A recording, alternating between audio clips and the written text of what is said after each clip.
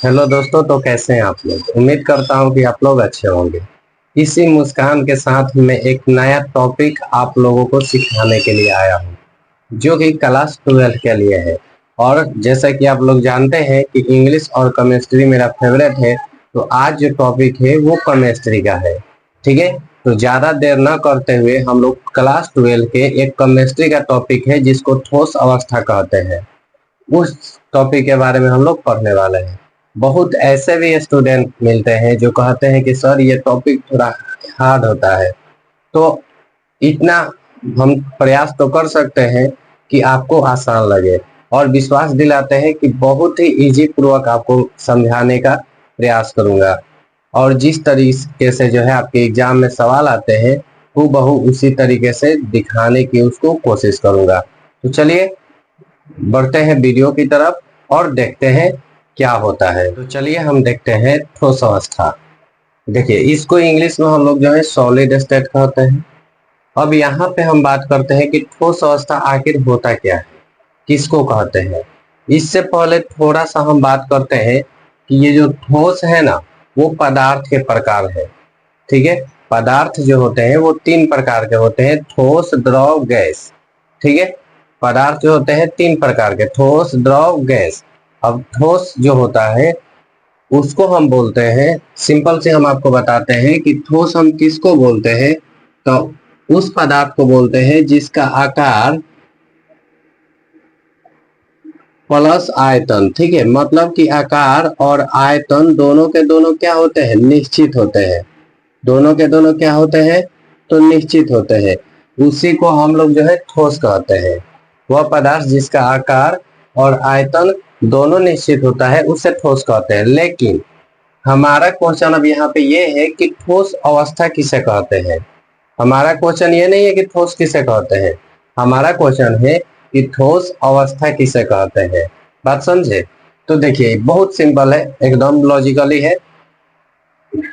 ठोस अवस्था किसे कहते हैं, ठोस अवस्था क्या है, ये चीज हम लोग को जानना है।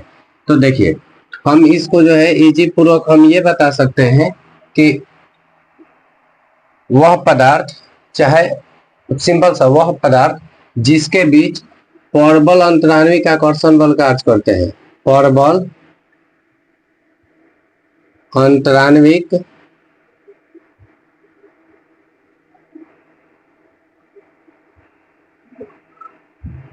आकर्षण बल, आकर्षण बल कार्य करते हैं, कार्य। बात समझ गए। जिनके बीच परबल अंतराण्विक आकर्षण बल कार्य करते हैं वही जो होते हैं ठोस अवस्था होते हैं। आप इसको परिभाषा के तौर पर बोल सकते हैं कि ठोस अवस्थाएं वे होती हैं जिनके बीच परबल अंतराण्विक आकर्षण बल कार्य करते हैं। सिंपल सा है, ज्यादा लंबराने की जरूरत भी नहीं है, इजी पूर्वक आप जो है कर सकते हैं। ठीक है, अब नेक्स्ट बात करें तो ये जो ठोस, देखिए जो ठोस अवस्था है, ये देखिए 2 मार्क लिए है, एक ठीक से चल नहीं रहा है। देखिए, जो ठोस अवस्थाएं होती हैं ये होती हैं दो प्रकार के। ठीक है, कितने प्रकार के, दो प्रकार के। एक जिसको हम लोग क्या बोलते हैं, क्रिस्टलीय ठोस, क्रिस्टलीय ठोस। और दूसरा दूसरा दूसरे को बोलते हैं अक्रिस्टलीय ठोस, अक्रिस्टलीय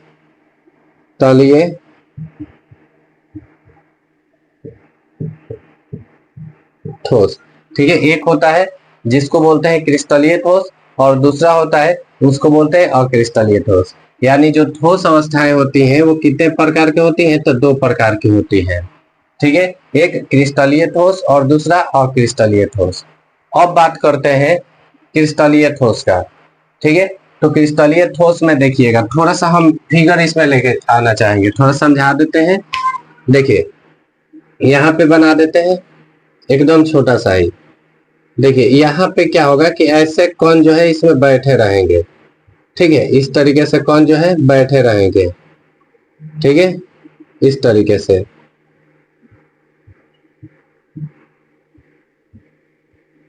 इस तरीके से बैठे रहेंगे। तो इससे क्या होगा, क्रिस्टलीय ठोस के तो इससे क्या होगा जानते हैं, इसकी जो व्यवस्था है वो नियमित है। देख रहे हैं, इसकी जो व्यवस्था है, क्रिस्टलीय ठोस की जो व्यवस्था है वो कैसी है, व्यवस्था व्यवस्था कैसी है जी, तो नियमित है। ठीक है, व्यवस्था कैसी है, व्यवस्था कैसी है, तो नियमित है, नियमित है। ठीक है, अब चलिए, एक तो पता चल गया इसकी व्यवस्था कैसी होती है, तो नियमित होती है। क्यों, तो पूरा एकदम लाइन में सजा हुआ है, देख रहे हैं, पूरा एकदम लाइन में। उसके अलावा देख रहे हैं दूर तक जा रहा है ये, तो इसको दीर्घ प्रासी बोलते हैं। तो इसकी व्यवस्था नियमित होती है। और ये कैसे होते हैं, तो दीर्घ प्रासी होते हैं, दीर्घ प्रासी होते हैं।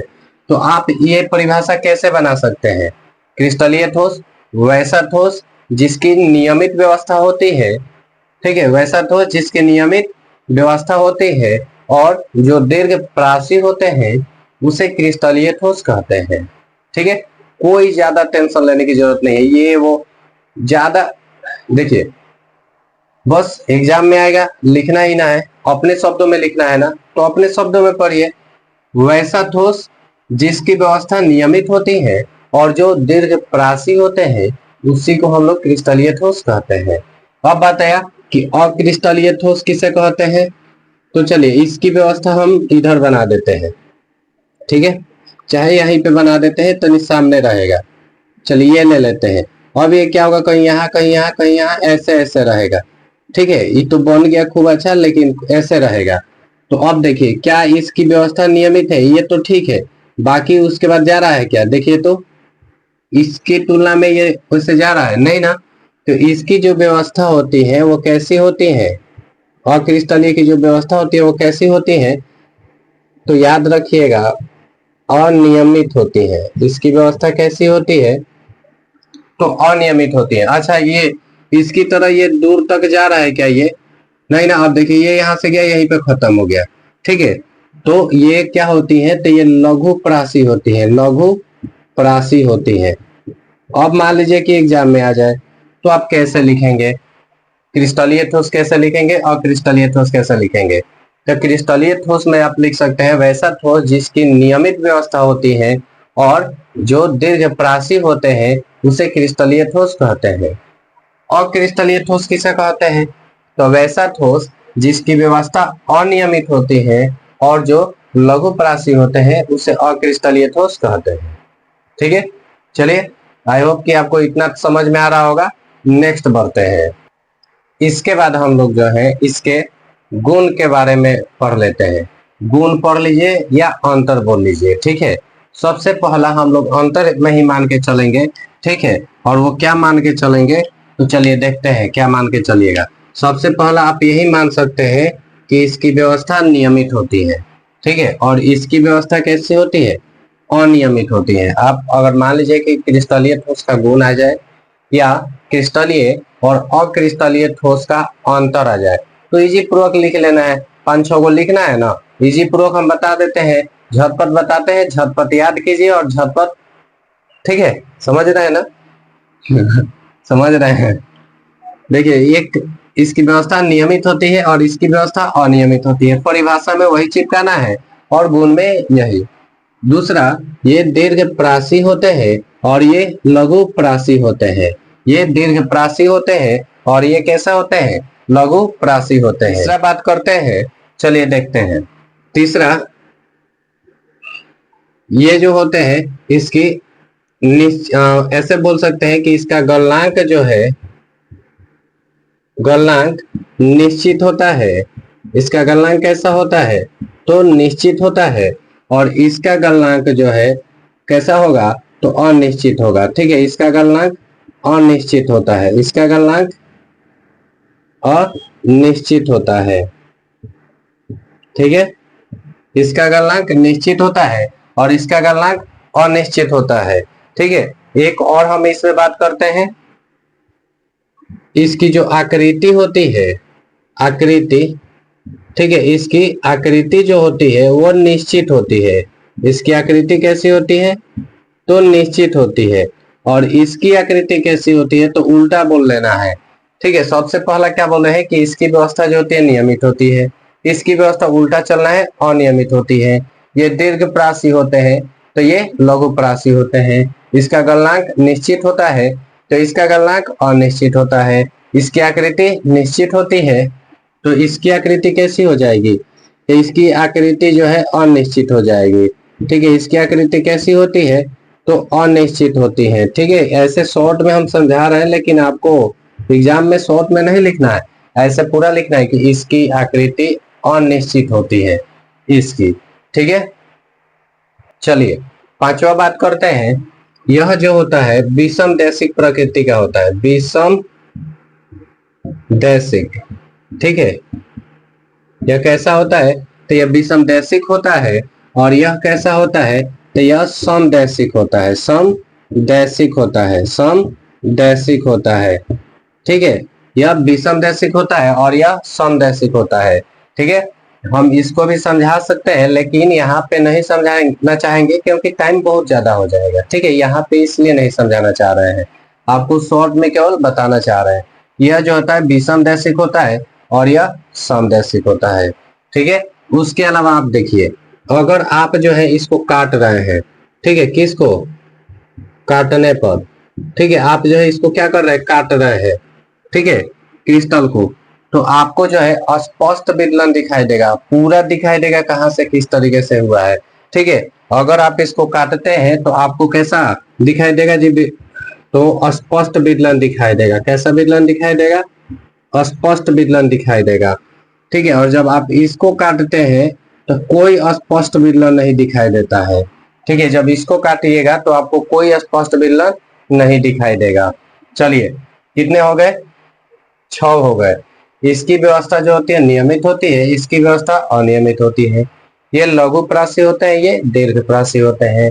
इसका गलनांक निश्चित होता है और इसका गलनांक अनिश्चित होता है। इसकी आकृति निश्चित होती है और इसकी आकृति अनिश्चित होती है। यह विषम देशिक होता है या समदेशिक होता है।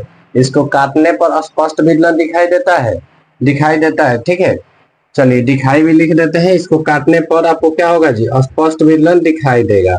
ठीक है, स्पष्ट विदलन दिखाई देते हैं और इसको काटने पर कोई स्पष्ट विदलन नहीं दिखाई देता है।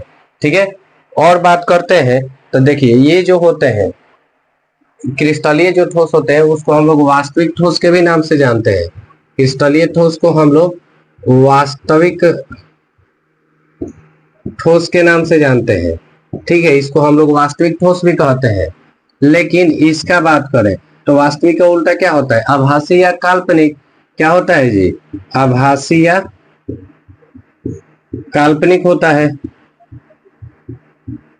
ठीक है, तो ये जो होते हैं आभासी या काल्पनिक ठोस होते हैं, ये जो होते हैं आभासी या काल्पनिक ठोस होते हैं। ठीक है, चलिए अब एग्जाम्पल में बात करते हैं कि किस तरीके से कौन होगा। ठीक है, तो देखिए जितने भी धातु हैं, जितने भी धातु हैं वो सारे के सारे जो है आपके क्या हो जाते हैं, तो क्रिस्टलीय ठोस हो जाते हैं। जितने भी धातु हैं वो सारे के सारे क्रिस्टलीय ठोस हो जाते हैं। लेकिन इसमें बात करें तो इस वाले में जानते हैं क्या होगा, कांच हो जाएगा, रबर हो जाएगा। ठीक है, रबर, प्लास्टिक। ठीक है, प्लास्टिक हो जाएगा, ये सब चीजें। ठीक है, अब धातु में कौन सा है, तो धातु में बहुत सारा है। ठीक है, कॉपर है, ठीक है, बहुत सारा है, सोना है, चांदी है, बहुत सारा चीज है। ठीक है, कितना नाम लीजिए। ये आपका जो है ठोस अवस्था और उसके प्रकार और उसके अंतर बोलिए या गुण बोलिए, ये हो गया। ठीक है, एक बार मैं शॉर्ट में बता देता हूँ। ठीक है, कि ठोस अवस्था क्या होती है। ठीक है, आप लिख भी सकते हैं। देखिए, ठोस अवस्था से पहले हम लोग बात करते हैं ठोस क्या होता है। तो जिसका आकार और आयतन दोनों निश्चित होता है ना, उसी को हम क्या कहते हैं, तो ठोस कहते हैं। ठोस अवस्था किसे कहते हैं, तो ठोस अवस्था में क्या होती है कि परबल अंतरान्विक आकर्षण बल कार्य करते हैं। ठीक है, पदार्थ की वैसी अवस्था जिसके बीच परबल अंतरान्विक आकर्षण बल कार्य करते हैं उसी को हम लोग ठोस अवस्था कहते हैं। ठीक है, ये जो होते हैं दो प्रकार के होते हैं, क्रिस्टलीय ठोस और दूसरा अक्रिस्टलीय ठोस। क्रिस्टलीय ठोस किसे कहते हैं, तो वैसा ठोस जिसकी व्यवस्था नियमित होती है उसे क्रिस्टलीय ठोस कहते हैं, और वैसा ठोस जिसकी व्यवस्था अनियमित होती है उसे अक्रिस्टलीय ठोस कहते हैं। ये यहाँ से समझ लिए थे कि ये कैसे होते हैं, तो दीर्घप्रासी होते हैं और ये लघुप्रासी होते हैं। इसका गलनांक निश्चित होता है और इसका गलनांक अनिश्चित होता है। इसकी आकृति निश्चित होती है, इसकी आकृति अनिश्चित होती है। यह विषमदैशिक प्रकृति का होता है और यह समदैशिक प्रकृति का होता है। अब जो क्रिस्टल है उसको काटेंगे तो स्पष्ट विचलन दिखाई देता है, लेकिन इसको काटेंगे तो स्पष्ट विचलन दिखाई नहीं देता है। यह जो होता है इसको वास्तविक ठोस के भी नाम से हम लोग जानते हैं और इसको आभासीय काल्पनिक के नाम से जानते हैं। यहाँ पे हम धातु लिख दी है, आप धातु में कोई भी चीजें ले सकते हैं, ठीक है। और इसमें क्या होगा, कांच, रबर और प्लास्टिक ये सब हो जाएगा, ठीक है।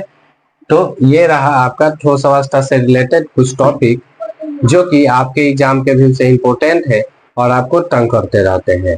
तो आप इसको ध्यानपूर्वक पढ़ लें, तब हम लोग जो है फिर इसके बाद मिलेंगे नेक्स्ट वीडियो में नेक्स्ट टॉपिक के साथ। और कमेंट में आप जरूर बताएं कि यह वीडियो कैसा लगा, और इससे रिलेटेड कोई सवाल है तो कमेंट बॉक्स में जो है आप बता सकते हैं, ठीक है। जब भी हम देखेंगे उसका रिप्लाई वीडियो के माध्यम से या कमेंट में ही जरूर दे दिया जाएगा। तब तक के लिए आप जो है ध्यानपूर्वक पढ़ते रहिए। Best of luck.